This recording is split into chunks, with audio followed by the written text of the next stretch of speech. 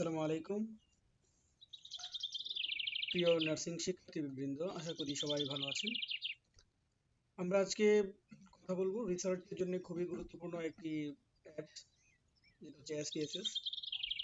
আজকে আমরা এসপিএসএস এর পরিচিতি নিয়ে কথা বলবো, বিশেষ করে যারা বিএসসি নার্সিং বেসিক এবং পোস্ট বেসিক উভয় কোর্স এবং যারা মাস্টার্স কোর্সে রয়েছেন, বিশেষ করে মাস্টার্স অফ পাবলিক হেলথ এবং masters of science in nursing MSc nursing. আপনারা যখন আপনাদের থিসিস পার্টে যান, তখন সেখানে আপনাদেরকে থিসিসের জন্য ডাটা কালেকশন করতে হয় এবং সেই ডাটাগুলোকে এন্ট্রি দিয়ে অ্যানালাইসিস করতে হয়। ডেটা এন্ট্রি অ্যানালাইসিস এর জন্য যে সবচেয়ে বহুল ব্যবহৃত যে সফটওয়্যারটা, সেটা হচ্ছে এসপিএসএস। আমরা এসপিএসএস নিয়ে কথা বলবো। এটা হচ্ছে এসপিএসএস এর একটা হোম পেজ, এগুলো নিয়ে আমরা কথা বলবো। এসপিএসএস আপনারা জানেন যে এটা দুটো ভিউ থাকে, একটা হচ্ছে ডেটা ভিউ আর একটা হচ্ছে ভেরিয়েবল ভিউ। তো এটা একটা ব্ল্যাঙ্ক পেজ। এখন আমরা আহ, যে ভিউটা আছে সেটা হচ্ছে ডেটা ভিউ, আর এটা হচ্ছে ভেরিয়েবল ভিউ। যখন আমরা এটা পূরণ করা ফর্ম দেবো, তখন আমরা আরো ক্লিয়ারলি বুঝতে পারবো। তো এটার মেনুগুলি নিয়ে আমরা একটা কথা বলি। যেমন সবার উপরে যদি আমরা টাস্কবারের দিকে তাকাই, তাহলে সবার উপরে বাম পাশে ফাইল পাবো। এখানে প্রিভিয়াস যে ফাইলগুলো রয়েছে সেই ফাইলগুলো পাওয়া যাবে। নিউ ফাইল, কোনো ফাইল যদি ওপেন করতে যাই তাহলে সেখানে পাওয়া যাবে। তারপর যদি আমরা কোনো ফাইলকে সেভ করতে যাই, যেমন এখানে ব্লার করা আছে, সেভ এস দিয়ে ব্লার করা আছে। তারপরে কোনো ডাটা সেটকে যদি আমরা রিনেম করতে যাই, তারপরে হচ্ছে যদি ক্যাশ ডাটা করতে যাই, কালেক্ট ভেরিয়েবল ইনফরমেশন যদি করতে, এই কাজগুলো হচ্ছে এই মেনু থেকে করা যাবে। এরপরে রয়েছে এডিট মেনু, তারপরে ভিউ মেনু, তারপরে ডেটা মেনু। তারপর যেখানে অনেকগুলো অপশন রয়েছে, বিশেষ করে যারা ডেটা প্রসেসিং, ডেটা ইনপুট দেওয়া, অ্যানালাইসিস করা যারা জানেন, তারা আরো ভালো জানবেন এবং আশা করি ধীরে ধীরে শিখতে পারবেন। আমরা চেষ্টা করবো ধারাবাহিক ভিডিওগুলো দেওয়ার জন্য। এটা বেসিক, একদম বেসিক বেসিক, যারা খুবই নতুন এসপিএসসি তাদের জন্য। তারপরে এটা হচ্ছে ট্রান্সফর্ম। এই মেনুটা খুবই গুরুত্বপূর্ণ, কারণ এখান থেকে অনেকগুলো আমরা ইউজ করে থাকি। যেমন এখানে কম্পিউট ভেরিয়েবল ইউজ করা হয়, বিভিন্ন যে ভেরিয়েবল গুলোর মধ্যে যে ভ্যালু, সেগুলোকে যোগ বিয়োগ করার জন্য। এছাড়া অনেক কাজে লাগে। তারপরে এখানে ভ্যালু শিফট করার জন্য এখানে এটা প্রয়োজন পড়ে। পরে ভেরিয়েবলগুলোকে রিকোড করার জন্য সেম ভেরিয়েবল কিংবা ডিফারেন্ট ভেরিয়েবলে যদি রিকোড করতে চান, তাহলে এখানে ইউজ করতে পারেন। তারপর এখানে আরো অনেকগুলো রয়েছে, যেমন ডামি ভেরিয়েবল যদি ক্রিয়েট করতে চান, তাহলে এখান থেকে আপনাকে এই ট্রান্সফর্মে আসতে হবে। তারপরে এখানে অ্যানালাইজ রয়েছে, এটা আরো গুরুত্বপূর্ণ। অ্যানালাইজে আমাদের অনেকগুলো অপশন রয়েছে যেগুলো স্পেসেস এর জন্য কাজে লাগে। যেমন এখানে রিপোর্টস রয়েছে, যেগুলো কোড ওয়ার্ক বের করা যেখান থেকে। তারপর হচ্ছে descriptive statistics, frequency, description, explore, এগুলা ইউজ করা যায়। তারপরে রেশিও বের করা যায় এখান থেকে। তারপর এখান থেকে টেবল ইউজ করা যায়। কম্পেয়ার মিনিংয়ে আপনি যে টেস্ট গুলো রয়েছে, যেমন ওয়ান স্যাম্পল টি টেস্ট, ইন্ডিপেন্ডেন্ট স্যাম্পল টি টেস্ট, তারপরে যে পেয়ার স্যাম্পল টি টেস্ট, ওয়ান ওয়ে বা এগুলো এই কম্পেয়ার মিনিংয়ে আপনি পাবেন। তারপরে রিলেশন করতে পারবেন এখান থেকে, বাইভেরিয়েট, পার্সিয়াল, এগুলো করতে পারবেন, রিগ্রেশন করতে পারবেন। মানে সব যেগুলো সবচেয়ে কমন আমরা ব্যবহার করি, সেগুলি হচ্ছে মূলত আমি একটু কথা বলছি। স্যার অনেক অপশন রয়েছে, সবগুলো আমাদের সরাসরি এই লেভেলে আমাদের কাজেও লাগে না। তারপর এখান থেকে গ্রাফ রয়েছে, গ্রাফ থেকে বিভিন্ন চার্ট ইউজ করতে পারবেন আপনি। তারপর এখানে ইউটিলিটিস রয়েছে, এক্সটেনশন রয়েছে, উইন্ডো এবং হেল্প রয়েছে।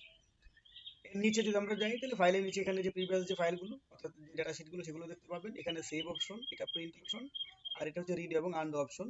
যদি কোনোটাকে আপনি আগের অবস্থায় ফিরিয়ে আনতে চান, যেটা আমরা সাধারণত কন্ট্রোল জেড দিয়ে করি, এই কাজটা হচ্ছে রিড এবং আনডু দিয়ে করা যাবে। তো এই হচ্ছে মোটামুটি একটা ব্ল্যাঙ্ক পেজ। আমি একটা সেট ওপেন করে আপনাদের দেখাবো, তাহলে আপনাদের আরো ক্লিয়ার হবে। অনেকে হয়তো অনেক আগে প্র্যাকটিস করেছিলেন, অনেক দিন ধরে চর্চা নেই, এর জন্য আমি আশা করি হেল্পফুল হবে। তো আমরা যদি একটা ডেটা সেট ওপেন করি, যেমন এটা একটা ডেটা সেট, এখান থেকে আমি যে কোনো একটা ডেটা সেট ওপেন করতে পারি।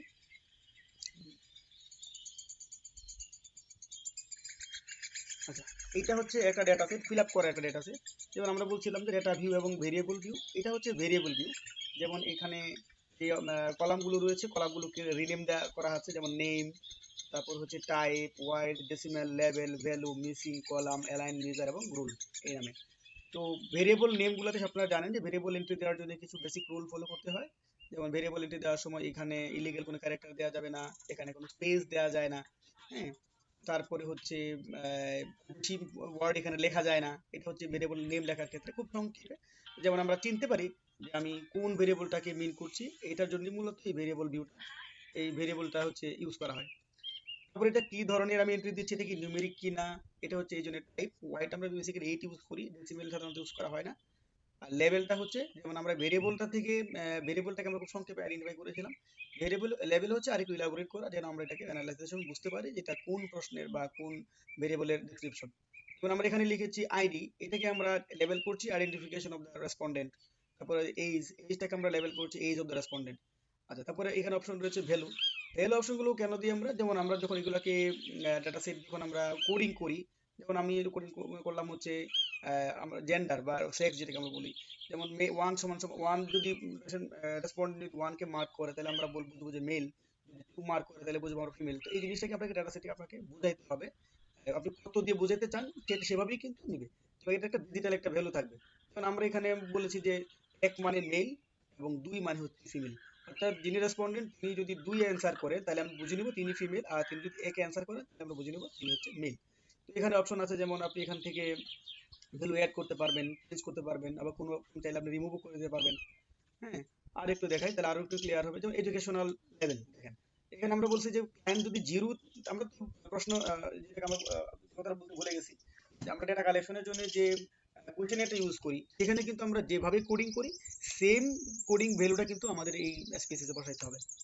যেমন ডেটা সেটে যদি আমি বলি যে যদি জিরো সমান সমান হচ্ছে নান এট অল, কোনো প্রাতিষ্ঠানিক পড়াশোনা নেই, ওয়ান মানে হচ্ছে এলিমেন্টারি স্কুল, টু মানে সেকেন্ডারি, থ্রি মানে হায়ার সেকেন্ডারি, ফোর মানে গ্রাজুয়েশন, ফাইভ মানে আদার্স, এটা হচ্ছে তার এডুকেশনের লেভেলটা বোঝাবে।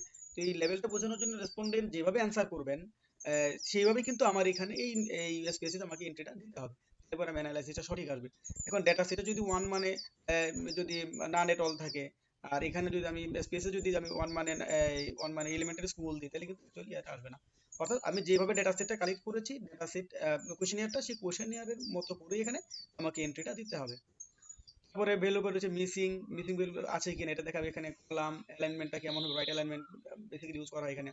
আচ্ছা, এটা হচ্ছে খুবই গুরুত্বপূর্ণ, যেটা কোন ধরনের ডেটা। যেমন আইডিটা হচ্ছে নমিনাল, আপনারা জানেন নমিনাল, অর্ডিনাল, ইন্টারভাল, রেশিও 8 ধরনের পাওয়া যায়। তো এক একটার এক এক ধরনের ভ্যালু আছে। যেমন নমিনাল বলতে আমরা বুঝি যে যেগুলো নাম সর্বোচ্চ বা নাম কেন্দ্রিক, যার অন্য কোনো নাই, যেমন কোনো নিউমেরিক্যাল কোনো ভ্যালু নাই, সেটাকে আমরা বলি হচ্ছে নমিনাল। আবার যখন আমরা কোনো ডিজিট পাই, যেমন কারো বয়স হতে পারে, কোনো পরীক্ষা ফলাফলে পরীক্ষার নাম্বার হতে পারে, এগুলোকে আমরা বলি হচ্ছে স্কেলে আমরা নেই, যেমন 30, 40, 50, 100, 200 এরকম। তারপর এখানে দেখেন অনেকগুলো নমিনাল। অর্ডিনাল, অর্ডিনাল বলতে আমরা কি বুঝি, অর্ডার রয়েছে, যেমন ক্লাসের first, second, third, fourth, birth order of the child, এগুলো কিন্তু অর্ডার রয়েছে। তো এরকম নমিনাল, অর্ডিনাল, ইন্টারভাল, ইন্টারভাল এখানে নাই, স্কেল, এগুলোকে ইউজ করা হয়। তারপর এদিকে ভিন্ন ভিন্ন ভাবে অ্যানালাইসিস করা হয়। তো কোন ধরনের ডেটাগুলাকে, কোন ধরনের ভেরিয়েবল গুলাকে কি টেস্টে করা হয় আমরা পরবর্তী একটা ভিডিওতে জানবো। একটা ভিডিওতে তো মানে ডিটেইলে জানা সম্ভব না, এটা বিশাল একটা ভাষা চ্যাপ্টার আপনারা জানেন। আমরা আজকে যেটা যেটা চাইলাম সেটা হচ্ছে যে আমরা একটা এসবিএস একটা মোটামুটি পরিচিতি দেওয়ার জন্য আমি এখানে আপনাদের একটা ভেরিয়েবল এন্ট্রি দিয়ে দেখাবো। তো ভেরিয়েবল এন্ট্রি দেওয়ার জন্য আমাদের প্রথমে যেটা করতে হয়, ভেরিয়েবল ভিউতে যেতে হয়। যেমন এখানে আমরা ভেরিয়েবল একটা নাম দিতে পারি, আমরা একটা কোশ্চেনের নাম দিতে পারি। যেমন আমরা এখানে কিউএল, কোয়ালিটি অফ লাইফ, হ্যাঁ, scale, CL scale, question one, suppose এটা আমরা ভেরিয়েবলের নাম দিলাম। আচ্ছা, তারপরে এখানে আমি যখন আমি ক্লিক করবো ওটো চলে আসবে। আমি যদি চাই এখানে টাইপ চেঞ্জ করতে পারবো, এটা নিউমেরিক হবে নাকি এটা কোনো ডেট হবে, কমা হবে, ডলার হবে, কাস্টম কারেন্সি হবে, কি হবে আপনি ইচ্ছা করলে দিতে পারবেন। আমরা যেহেতু নিউমেরিক ইউজ করছি এই জন্য আমরা এটা চেঞ্জ করলাম না। তারপরে এখানে হোয়াইট চেঞ্জ করলে করতে পারবেন, ডেসিমাল চেঞ্জ করলে করতে পারবেন। এখন আপনি লেভেলটা কিভাবে করবেন যেটা আমরা বলছিলাম, যেমন quality of life scale one, আমি চাইলে এখানে একটু ডিটেলে লিখতে পারি। যেমন আমি এখানে যদি লিখি quality of life scale UESTION 1, অর্থাৎ আগে যেটা সংক্ষেপে লিখছিলাম আমরা এটাকে আমরা একটু ইলাবোরেটলি লিখলাম। এটা দিলে পরে দেখেন এখানে ভ্যালু চলে আসবে। যদি আমি চাই যে হ্যাঁ আমার এখানে এটা কোয়ালিটি অফ লাইফ যেটা স্কেল আপনারা জানেন কিউএল 26 আইটেমের যে স্কেল, এটা হচ্ছে মূলত 5 পয়েন্ট লাইকার স্কেল। এই 5 পয়েন্ট লাইকার স্কেলে যদি আপনি মনে করেন যে সাপোজ যদি কোশ্চেনে থাকে এক মানে হচ্ছে ধরেন এগ্রি, এগ্রি, আপনি এটাকে অ্যাড করে নিতে পারেন, এক মানে এগ্রি। যদি দুই দিতে চান, দুই করে হচ্ছে তার বয়স হতে পারে 44, তারপরে তিনি সাপোজ ওয়ান মানে হচ্ছে তিনি মেল, রিলিজিয়ন আমরা যেভাবে দিছিলাম 0, 1, 2, মুসলিম, হিন্দু, বুদ্ধ, খ্রিস্টান, আমরা যেভাবে ভ্যালু যেভাবে অ্যাড করছিলাম আমরা ঠিক সেম ভাবে কিন্তু এখানে দেখাবে। Marital status, educational level, occupation, ঘুরে ঘুরে এখানে আমরা শেষ পর্যন্ত যখন আমরা এই ভ্যালুটাতে আসবো তখন আমরা কিন্তু তার সবগুলো প্রশ্নের যে রেসপন্স সেগুলোকে আমরা এন্ট্রি দিব, দিলে পরে আমরা একদম শেষ পর্যন্ত লাস্ট যে ভ্যালুটা অ্যাড করলাম এখানে আসলে তার এই ভ্যালুটা এখানে পাওয়া যাবে। তো আশা করি মোটামুটি একটু ক্লিয়ার করতে পেরেছি। আশা করি ভিডিওটি কাজে লাগবে যারা অনেকদিন ধরে এসপিএসএস এ প্র্যাকটিস করেন না বা যারা একেবারেই নিউ টু এসপিএসএস। সবাই ভালো থাকবেন, সুস্থ থাকবেন, এবং এই সম্পর্কিত কোনো জানার থাকলে কিংবা কোনো সাজেশন থাকলে অবশ্যই কমেন্ট করে জানাবেন। আসসালামু আলাইকুম।